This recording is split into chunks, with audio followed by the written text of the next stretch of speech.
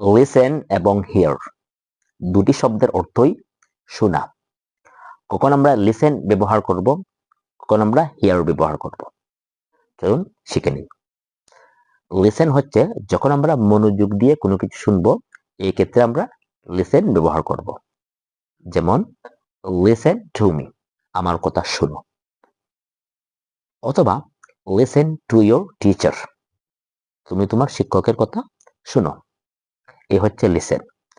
Here হচ্ছে সাধারণত আমরা হাঁটার সময়, খাওয়ার সময়, পড়ার সময়, ঘুমানোর সময় অনেক কিছু শুনি, বিভিন্ন আওয়াজ, বিভিন্ন কথা শুনি।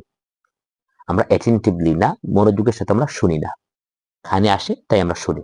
এই ক্ষেত্রে আমরা হিয়ার ব্যবহার করতে পারি। যেমন যেমন I am hearing his tune. I am hearing his tune. Are you hearing to me? Are you hearing to me? আপনি কি আমার কথা শুনতে পাচ্ছেন? Thank you for watching.